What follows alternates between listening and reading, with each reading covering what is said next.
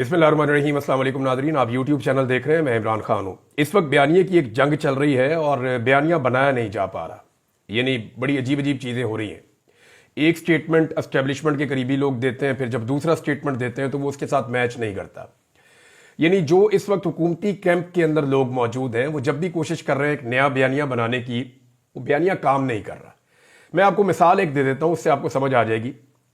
अभी एक नया बयानिया बनाया गया और ये एस्टेब्लिशमेंट की जानिब से बयानिया लॉन्च किया गया। बयानिया अब ये कहा जा रहा है कि बुशरा बीबी को इसलिए रिहा किया गया था ताकि इमरान खान को डील पर आमादा किया जा सके। यानी अब ये बयानिया मैदान में लॉन्च किया गया है कि बुशरा बीबी शायद कहीं एस्टेब्लिशमेंट की तरफ से खेल रही हैं और उनको इसलिए लॉन्च किया गया है कि जनाब उन्होंने इमरान खान साहब को डील के ऊपर आमादा करना है। ये जरा जुमला आपने याद रखना है और एग्जैक्टली ऐसे ही रिपोर्ट हुआ है और ये एस्टेब्लिशमेंट की जानिब से रिपोर्ट किया गया है। यानी उनकी नुमाइंदगी जो लोग करते हैं वो कह रहे हैं कि बुशरा बीबी को इसलिए रिहा किया गया था ताकि इमरान खान को डील पर आमादा किया जा सके। अब दूसरा स्टेटमेंट इन्हीं लोगों का चंद दिन पहले का वो ये था कि अगर बुशरा बीबी डी चौक जाने की जिद ना करती या कारकुनों को डी चौक ना लेकर जाती तो डील मुकम्मल हो जाती और इमरान खान साहब 15 से 20 तारीख के बीच में रिहा हो जाते। ये तो मैं भी आपको बता चुका हूं कि इमरान खान साहब के पास ये ऑफर मौजूद थी, लेकिन उन्होंने इस ऑफर को रद्द कर दिया था। उन्होंने जेल में रहना पसंद किया था, लेकिन उन्होंने ये कहा था कि मैं ऐसी कोई चीज नहीं मानूंगा जब तक कि मेरी शराइत के ऊपर अमल दरामद नहीं किया जाएगा। फिर 26 में जो कत्लेआम हो गया तो सिचुएशन पूरी की पूरी बदल गई। अब ये दो अलग स्टेटमेंट है। एक स्टेटमेंट में आज के दिन ये कह रहे हैं कि बुशरा बीबी को रिहा किया गया ताकि इमरान खान को डील पे आमादा करें। कल ये कह रहे थे कि बुशरा बीबी ही रुकावट है, इमरान खान को जेल से बाहर नहीं आने दे रही और वो डील मुकम्मल नहीं होने दे रही। तो ये दोनों अलग अलग चीजें हैं ना, तो बयानिया बनाया नहीं जा पा रहा।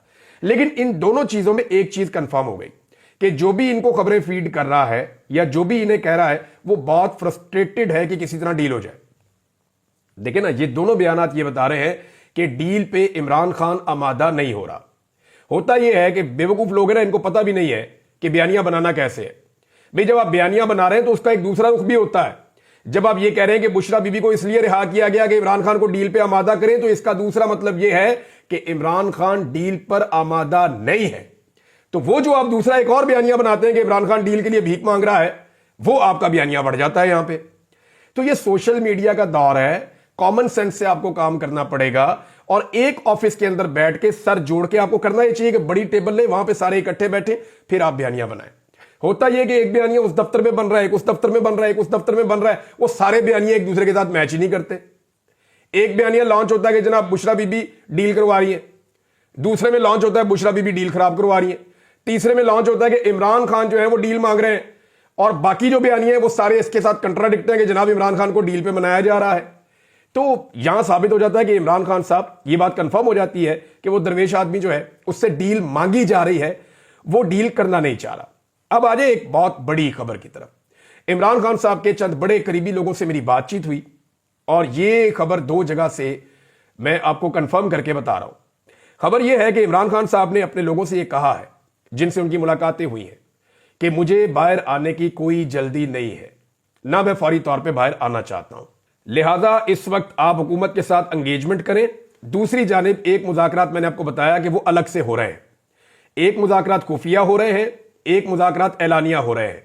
ऐलानिया मुज़ाकरात के अंदर सिर्फ नतीजा निकलेगा उन मुज़ाकरात का जो मुज़ाकरात खुफिया हो रहे हैं, और वो जो खुफिया मुज़ाकरात हो रहे हैं उसमें वज़ीर आला खैबर पख्तूनख्वा के अलावा ज्यादा लोग इन्वॉल्व नहीं है और वहां पे इमरान खान साहब को रेगुलर रिपोर्ट्स जा रही हैं और उनको चीजें बताई जा रही हैं, उनसे मुशावरत की जा रही है। अब वहां इमरान खान साहब जल्दबाजी नहीं दिखा रहे। मैं आपको फिर कह रहा हूं कि हुकूमत बार बार कह रही है, इरफान सिद्दीकी साहब ने स्टेटमेंट दिया कि इमरान खान साहब को बनी गाला शिफ्ट करने के हवाले से कोई ऑफर नहीं की गई। तो इरफान सिद्दीकी साहब को किसी ने आगाह ही नहीं किया, उनको इन्फॉर्म ही नहीं किया। इमरान खान साहब के पास ये ऑफर काफी दिनों से मौजूद है। ये ऑफर उनके पास नवंबर से, बल्कि अक्टूबर में भी उनको ये ऑफर दी गई थी, फिर नवंबर में उनको ये ऑफर दी गई और नवंबर में बड़े शद और मद के साथ 24 तारीख को उनके सामने ये ऑफर रख दी गई थी। लेकिन इमरान खान साहब ने उससे इनकार कर दिया था। इमरान खान साहब अभी मजीद चंद महीने बड़े आराम से जेल में रहने के लिए तैयार है। अब तो मौसम भी अच्छा है, कोई इतनी शिद्दत नहीं है, तो इमरान खान साहब जेल में वक्त गुजारने के लिए तैयार है और वो ये कहते हैं कि मैं नजरबंदी में नहीं जाऊंगा। देखें, अगर इमरान खान साहब बनी गाला में नजरबंदी पसंद कर लेते हैं अपने लिए और वो कहते हैं ठीक है मुझे बनी गाला में आप नजरबंद कर लें, क्योंकि पूरे सिस्टम की ये डिमांड है कि आप पहले अपने घर जाएं, वहां से फिर आप अदालतों के जरिए आजाद हो जाएं। अब ऑफर्स क्या है इस वक्त इमरान खान के पास, वो मैं आपको बता देता हूं। ऑफर यह है कि जनाब आप अपने घर में जाके हाउस अरेस्ट हो जाएं, हम अदलिया के ऊपर से दबाव खत्म कर देंगे, आप अदलिया में अपने केसेस का सामना करके कानून के मुताबिक अपनी आजादी आप ले लें, और जब आपको आजादी मिल जाए तो उस वक्त आप अपने घर में होंगे और वहीं पे आपके ऊपर से जो जेल का अमला उसको हटा लिया जाएगा और चीजें नॉर्मलाइज हो जाएंगी। एक तो ये उनको ऑफर दी गई है, लेकिन इसमें डिमांड ये की गई है कि अब आप इदारों के हवाले से अपनी पॉलिसी को थोड़ा सा बदल दें और एस्टेब्लिशमेंट के ऊपर स्पेशली जो टॉप 3 लोग हैं उनके ऊपर बिल्कुल तनकीद ना की जाए, बल्कि उनका नाम भी ना लिया जाए। इस किस्म के मुतालबात किए गए हैं। अब और ये मुझे पाकिस्तान तहरीक इंसाफ के बड़े अहम लोगों ने ये बात बताई है कि जनाब मुतालबात यहां तक पहुंच गए हैं और इसको एस्टेब्लिशमेंट के कुछ सोर्सेज जो है वो कंफर्म भी कर रहे हैं कि जनाब हमें अपनी फिक्र पड़ गई है, क्योंकि जिनकी हुकूमत बनाई है वो टके का डिलीवर नहीं कर पाए, उन्होंने कोई काम नहीं करके दिखाया। दावे उनके बहुत बड़े बड़े थे लेकिन वो डिलीवर करने में नाकाम हो गए। उनके इंटरनेशनल ताल्लुकात के जो दावे थे उनकी भी कलई खुल गई है। और जो बाइडन के इलेक्शन हारने के बाद तो बिल्कुल ही खोता खूह में गिर गया है, क्योंकि जो बाइडन के मामलात में वहां पाकिस्तान पीपल्स पार्टी के मामलात बहुत ठीक थे। अगर जो बाइडन की पार्टी दोबारा जीत जाती तो बिलावल को वजीर आजम बनाने का इम्कान हो जाता। तो मामला यह है कि इमरान खान साहब मजीद इंतजार करने के लिए तैयार हैं और वो ये देखना चाह रहे हैं कि कॉन्फिडेंस बिल्डिंग मेजर्स क्या लिए जाते हैं। यानी वो ये कहते हैं कि जब तक मेरे लोगों को रिहा नहीं किया जाता तब तक तो मैं अपने घर में जाने के लिए तैयार नहीं हूं। और इमरान खान साहब से जो मुतालबात हैं वो मैंने आपके सामने रख दिए कि फौरी तौर पे हुकूमत को ना गिराएं, फौरी तौर पे कोई तहरीक ना चलाएं, आप अपने घर चले जाएं, अदलिया के ऊपर से हम दबाव हटा लेंगे, मैनेज नहीं करेंगे, आप अपने फैसले अपने हक में ले लें, आपके लोग भी आहिस्ता आहिस्ता छूट जाएंगे, आप अपनी पाबंदी खत्म करवा के जो है वो कौमी असम्बली के मेंबर बन के आकर कौमी असम्बली में भी बैठ सकते हैं, फिर वक्त के साथ साथ आप अपनी तहरीक चला लीजिएगा। तो नॉर्मल तरीके से चीजों को ऊपर एक्सीलेट करें आप। लेकिन इमरान खान साहब जो है वो कॉन्फिडेंस बिल्डिंग मेजर्स चाहते हैं ताकि उन्हें नजर आ जाए कि क्या उनके लोगों को छोड़ा जा रहा है, क्या जुल्म और ज्यादती बंद की जा रही है, क्योंकि अभी भी पाकिस्तान तहरीक इंसाफ के कुछ लोग मुबैना तौर पर लापता हैं। अजहर मशवानी साहब ने 2-3 लोगों की भी फोटो लगाई है कि ये लोग लापता किए गए हैं जबरी तौर पर, और बहुत सारे लोग ऐसे हैं जो बेगुनाह जेलों में कैद हैं। आहिस्ता आहिस्ता उनकी रिहाई तो हो रही है, लेकिन इमरान खान साहब अभी सिस्टम पर एतबार नहीं कर रहे। अच्छा, इसमें इमरान खान साहब ने और उनकी पार्टी ने एक चीज तय की है कि 31 जनवरी तक का टाइम देना है इस हुकूमत को कि 31 जनवरी तक आप हमारे साथ मुज़ाकरात करें। पहले इमरान खान साहब इतना ज्यादा टाइम देने के हक में नहीं थे, वो कम टाइम देना चाह रहे थे, लेकिन अब उन्होंने 31 जनवरी तक का टाइम दिया। बल्कि पाकिस्तान तहरीक इंसाफ के सोर्सेज से मैं आपको बता रहा हूं कि यह हुकूमत और टाइम मांगेगी तो इनको 15-20 दिन का और टाइम भी दे दिया जाएगा और इंतजार करेंगे। जो बाइडन की जब इंतजामिया खत्म हो जाएगी तो इनकी सपोर्ट खत्म हो जाएगी जो पाकिस्तान की हुकूमत और एस्टेब्लिशमेंट के पास है। जुल्म और बर्बरियत का दौर जो है उसके ऊपर एक ताला लग जाएगा। उस तरह का जुल्म और बर्बरियत नहीं की जा सकेगी जो माजी में की गई है। फिर पाकिस्तान तहरीक इंसाफ दोबारा से एक तहरीक खड़ी करेगी और उस तहरीक के नतीजे में वो फरवरी के एंड में या मार्च के शुरू में एक दोबारा से लॉन्ग मार्च करने का इरादा रखते हैं। मैं आपको भी ये बता रहा हूं कि मेरी पाकिस्तान तहरीक इंसाफ के लोगों से भी बात हुई है और जो चीज़ें दिखाई दे रही हैं वो यही हैं, क्योंकि अभी सर्दी की एक वेव है पूरे मुल्क के अंदर और अभी कोई तहरीक ऐसे चलती नहीं है इतनी सर्दी के अंदर। लिहाजा पहले इंतज़ार किया जाएगा कि जो बाइडन की हुकूमत ख़त्म हो जाए और इंतज़ार किया जाएगा, हुकूमत को पूरा मौका दिया जाएगा कि हुकूमत अगर चाहे तो वो मुज़ाकरात कामयाब कर ले और मुज़ाकरात कामयाबी के नतीजे में हुकूमत को भी कोई थोड़ी बहुत फेस सेविंग मिल जाए और पाकिस्तान तहरीक इंसाफ जो है उनको भी इंसाफ मिल जाए। लेकिन अगर ऐसा नहीं होता तो फिर पाकिस्तान तहरीक इंसाफ ने अपनी तहरीक जो है वो बना रखी है और पाकिस्तान तहरीक इंसाफ के बकौल वो फिर जो सोर्सेज मेरे बता रहे हैं वो फिर एक तहरीक चलाएंगे दोबारा से मार्च के अंदर और वो इस तहरीक से मुख्तलिफ होगी और इमरान खान साहब को फिर वो आज़ाद करवाने के लिए पूरी कोशिश करेंगे। इंटरनेशनल प्रेशर भी बढ़ेगा जबकि जो बाइडन की सपोर्ट भी या मगरबी सपोर्ट जो अब तक थी वो मौजूद नहीं रहेगी। इससे पहले पाकिस्तान तहरीक इंसाफ मुल्क भर में जलसों का आगाज भी करेगी और ये काम आप फरवरी के महीने में होता हुआ देखेंगे। यानी इमरान खान साहब को कोई जल्दी नहीं है इस वक्त बाहर आने के लिए या आज़ाद होने के लिए। दूसरी जानिब हुकूमत के लिए मुश्किलात इसलिए बढ़ रही हैं कि इकॉनमी के जो टारगेट्स हैं वो पूरे नहीं हो रहे। अदादोशुमार के मुताबिक हुकूमत ने जो पैसा इकट्ठा करना था, जो टैक्स कलेक्शन करनी थी, उसमें हुकूमत को बहुत बड़ा खसारा हुआ है जो 386 अरब रुपए का है। अगर आप इसको डॉलर्स के अंदर कन्वर्ट करें तो 1.4 अरब डॉलर्स का खसारा है जो पाकिस्तान को है। जो टारगेट पूरा करना था, आईएमएफ के साथ जो वादा किया हुआ था, वो टारगेट पूरा नहीं हो पा रहा, बल्कि पाकिस्तान उस टारगेट से 1.4 अरब डॉलर पीछे है। तो अब आईएमएफ के साथ दोबारा बैठना पड़ेगा आने वाले कुछ अरसे के अंदर, और आईएमएफ की सपोर्ट हासिल करने के लिए पीछे जो बाइडन इंतजामिया की पहले जैसी सपोर्ट मौजूद नहीं होगी। यहां पे शहबाज राणा साहब ने भी एक खबर दी है, ये भी बड़ी अहम खबर है। शहबाज राणा साहब की खबर के मुताबिक माशी बेहतरी के लिए हुकूमत ने जो दावे किए थे वो दावे पूरे नहीं हो सके। रवा माली साल की पहली समाही में सिर्फ 0.92% की शरह से तरक्की हो सकी है। यानी ये सिर्फ तरक्की जो है वो बहुत कम शरह से हुई है। जो हुकूमत का टारगेट था वहां तरक्की के हवाले से भी पूरा नहीं हुआ, जबकि सनती शोबे में तरक्की मनफी रिकॉर्ड की गई है। तो हुकूमत मुआशी मैदान के अंदर लगातार नाकाम होती चली जा रही है। अदनान आदिल साहब के 3 ट्वीट्स हैं, मैं आपके सामने रखना चाहता हूं। सीनियर जर्नलिस्ट हैं और उन्होंने जो तहकीकात की हैं वो मैं आपके साथ शेयर कर देता हूं। अदनान आदिल साहब तीनों ट्वीट्स के अंदर कुछ ऐसी चीजें बता रहे हैं जो तवज्जो तलब है। एक, उन्होंने कहा कि नेपरा की अपनी रिपोर्ट के मुताबिक बिजली की पैदावार की असल कीमत 7 रुपए 62 पैसे फी यूनिट है। डिस्ट्रीब्यूशन कंपनीज मार्जिन 3 रुपए 10 पैसे है फी यूनिट, और ट्रांसमिशन चार्जेस 1 रुपए 37 पैसे फी यूनिट है। यानी बाकी सब टैक्सेस ताकि, और जो बाकी पैसे लिए जा रहे हैं ना, यानी ये टोटल पैसे सारे अगर आप इकट्ठे कर लें तो ये 12 रुपए से कम बनते हैं फी यूनिट लागत। लेकिन जो बाकी पैसे लिए जा रहे हैं, पाकिस्तान में लोगों को 60 रुपए का यूनिट भी पड़ रहा है, 50 रुपए का यूनिट भी पड़ रहा है। तो ये जो बाकी इजाफी पैसा है ये सारा का सारा हुकूमत की जेब में डाल रहा है। एक और ट्वीट में उन्होंने बताया कि नेपरा की सालाना रिपोर्ट के मुताबिक साल 2023 और 2024 में बिजली सारिफीन ने 33.88% बिजली इस्तेमाल की है। यानी सिर्फ 33% तकरीबन बिजली इस्तेमाल की है। बाकी जो 66 या 67% बिजली है वो इस्तेमाल नहीं हुई, लेकिन उसका बिल जो है वो सारिफीन ने अदा किया है। यानी आपने 1 यूनिट इस्तेमाल किया और आपने 3 यूनिट के पैसे दिए। ये पाकिस्तान के साथ किया गया, और ये सारा नतीजा है 2013 में जो नवाज शरीफ और शहबाज शरीफ ने एक घिनौना खेल शुरू किया था इस किस्म के पावर प्लांट लगाने का, जिनमें बहुत बड़े बड़े मुबैना तौर पे कमीशन थे, वो हमारे गले पड़ गए आकर।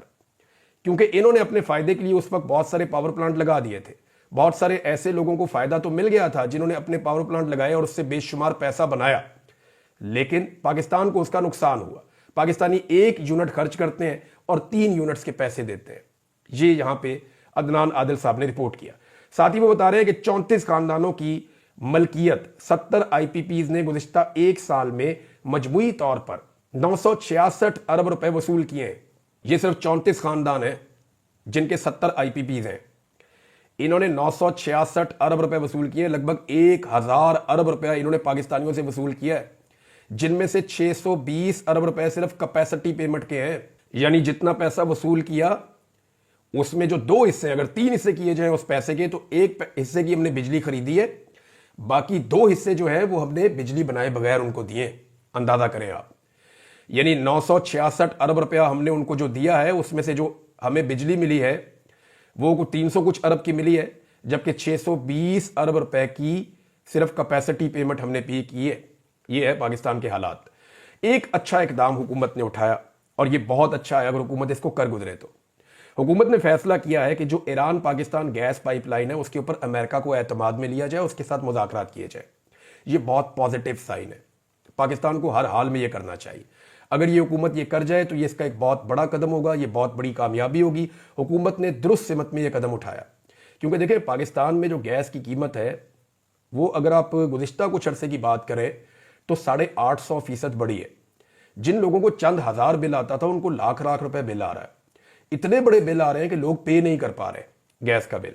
लिहाजा अगर हुकूमत किसी तरह से अमेरिका को इस पर राजी करती है, या मुज़ाकरात के नतीजे में या किसी भी तरह ईरान से सस्ती गैस खरीदने का मंसूबा पाकिस्तान बना लेता है, तो पाकिस्तान के अंदर गैस का बहरान बहुत हद तक टल जाएगा।